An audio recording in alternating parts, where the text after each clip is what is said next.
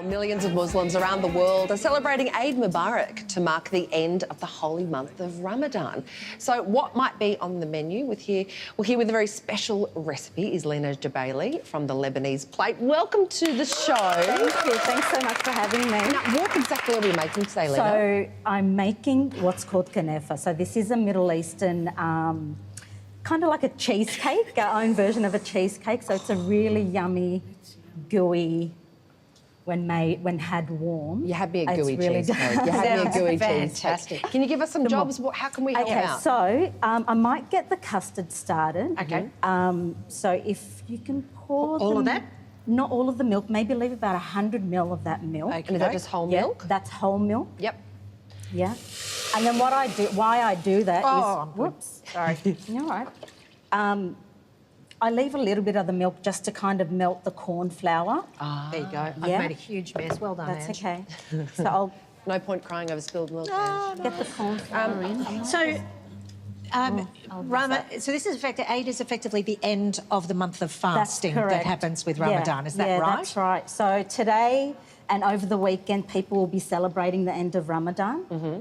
And what is the kind of the theory behind fasting during Ramadan? Why do Muslims do it? Thank you. So it's abstaining from food and drink. And drink From, as well. Yeah, Oh, and okay. so no water, no nothing. that cream? That's cream. Yep. So this is full cream. Full cream? Yep. Excellent thickened work. cream. Yep.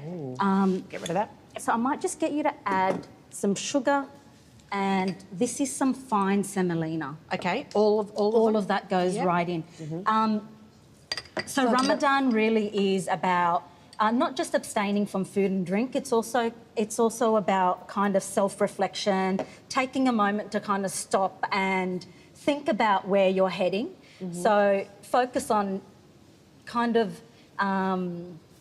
what's the word? Spirituality. Your spirituality, Greater meaning in life. Working on some really good habits like patience and humility and charity. Charity is a really big thing during Ramadan.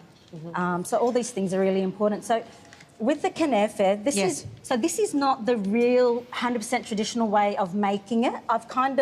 I like to take Middle Eastern recipes and adapt them and make my own. I put a little twist on it. This is something we could do at home. Absolutely, Yeah, brilliant. absolutely. So what I'm using is what's called Kanafeh pastry. So it's a shredded pastry. And where do you get that from? Now, you can't really find this at most major supermarkets, but you can get it from specialty stores, Middle Eastern stores. A lot of Greek delis also sell it too, because they also use this a lot in their desserts as well. So you kind of just pull it apart. Wow. And that's a pastry. It is a pastry. It's a shredded, kind of like vermicelli. Oh, okay. Yeah. Lovely.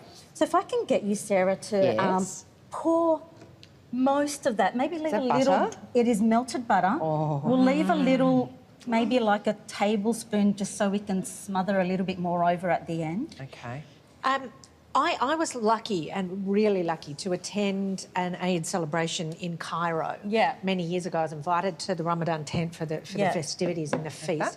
Yeah. I had one of the most amazing nights of my life. I felt so privileged to be there. Yeah. It was just a room full of so much joy, entire families. Yeah.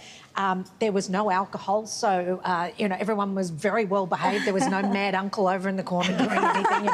And the music and the singing and the joy, it was really wonderful. It is a beautiful time of the year, so, where you get together with family and friends and we have dinners and all sorts of gatherings. All about the food. So squish that up. We need to kind of cover the pastry as best we can. Okay, and then what happens? And then what we do is Have I done very quickly? You Have did I done that well? perfectly. Oh, wow. I didn't think Good it would thicken in this stirring. segment, Yay. but that's fantastic. So we'll set that aside to cool. Yep. So I've done some earlier at home. I'll just move these out of the way. So basically what I feels do awesome. with a muffin tray. Yep. Now you can do this in a normal dish. You don't need to be this. I know this is a bit fiddly. Yep. So you grab kind of a piece that's covered. If we had a bit of time, we could kind of... And you make a little bird's nest You sort of make thing? the bird's nets, exactly right.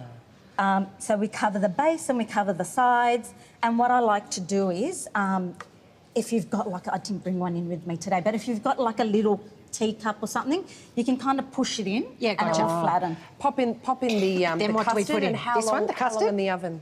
in the oven, 180 degrees Celsius. This goes in there? That goes in there. When so it's we'll hot? make a little, Little I nibs. do put a little bit of mozzarella at the bottom. Of course you do. Because the more cheese, the better. The better. I am so with you Now on you're talking my that. language. And then pop a little bit of more mozzarella on top, and then another piece of this shredded butter lathered pastry to Oh my close it up. gosh. Look at that. Pop it in the oven.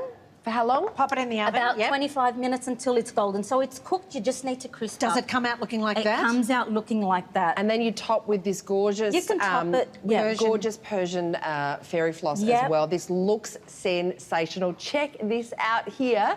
And for more details What are you after? on these recipes, you can head to LebanesePlate.com. Lena, happy Eid. Thank you very much. Thank you Thanks so much for having coming me. in to cook. Thank you. For us.